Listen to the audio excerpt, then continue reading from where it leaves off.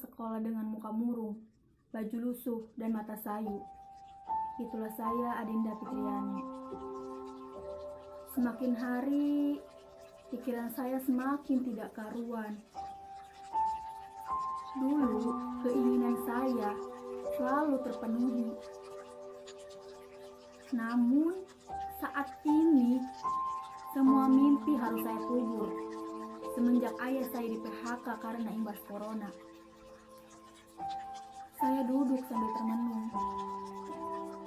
Gimana ya bayaran sekolahku? Ibu sudah sakit parah. Ayah sudah 6 bulan tidak bekerja. Adikku yang kedua juga butuh biaya.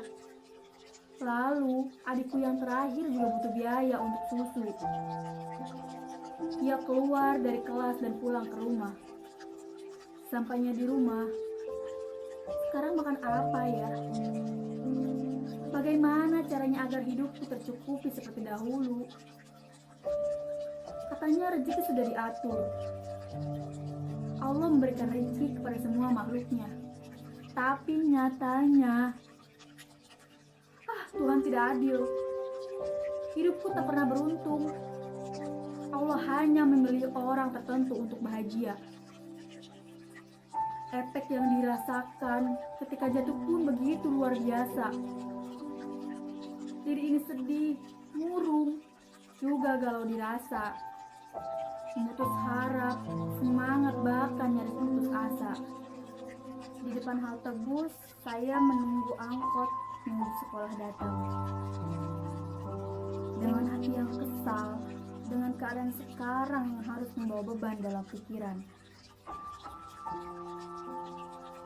Kelulusan pun semakin dekat, dan tuntutan untuk membayar sekolah pun harus segera dilunasi. Tak lama, angkot pun datang. Lalu saya segera naik. Di dalam angkot, tiba-tiba saya bertemu dengan seorang kakek tua rentan yang mengajak saya berbicara.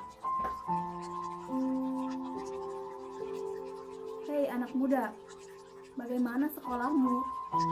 Belum sempat saya menjawab, kakek tua itu meneruskan. Lihatlah anak muda,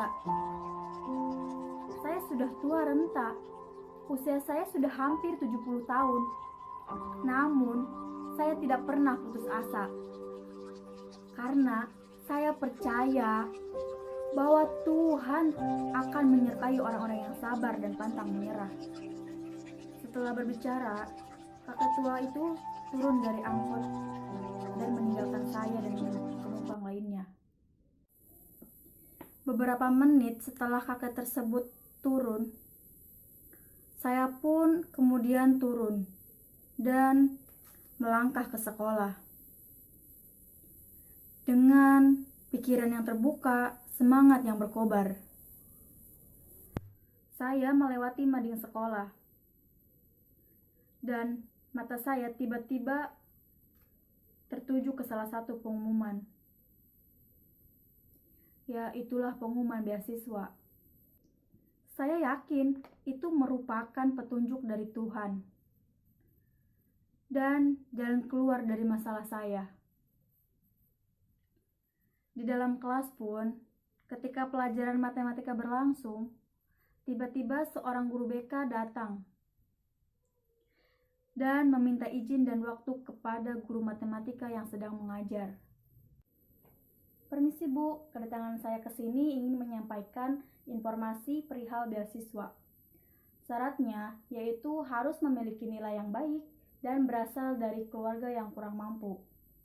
Persyaratan lainnya yaitu berkas seperti sertifikat, nilai rapot, KK, dan lain-lain. Apakah kalian paham? Jika sudah paham, silahkan persiapkan diri kalian dan hubungi saya jika semua persyaratannya sudah lengkap. Esok hari, saya mengumpulkan berkas tersebut. Namun, belum sempat saya mengumpulkan berkas kepada guru BK. Guru itu malah mentertawakan saya dan berkata, Hahaha, hei Adinda, sadar diri kamu. Kamu memang sudah jatuh miskin. Tapi, apakah kamu merasa pantas mendapatkan beasiswa ini? Beasiswa ini diperuntukkan untuk siswa-siswi yang cerdas, bukan bodoh seperti kamu. Guru BK tersebut pun langsung pergi meninggalkan saya. Dengan mata berkaca-kaca, saya pun berlari menuju kelas dan refleks menyobek berkas tadi. Tuhan, sekarang aku kembali kehilangan harapan. Tolong beri aku jalan keluar. Aku sudah lelah. Saya kembali pulang ke rumah. Namun, di perjalanan pulang, saya tidak sengaja melihat informasi di balik kaca restoran cepat saji. Lowongan pekerjaan paruh waktu. Gunakan waktu luangmu untuk mencari uang. Persyaratannya hanya rajin dan disiplin. Kesedihan pun segera hilang dari benak saya. Dan saya langsung menghampiri restoran tersebut. Permisi Kak, apakah benar di sini sedang mencari karyawan untuk paruh waktu? Pelayan tersebut pun mengangguk, tandanya setuju. Saya kemudian berkata, saya ingin melamar Kak, apakah ada persyaratan lain?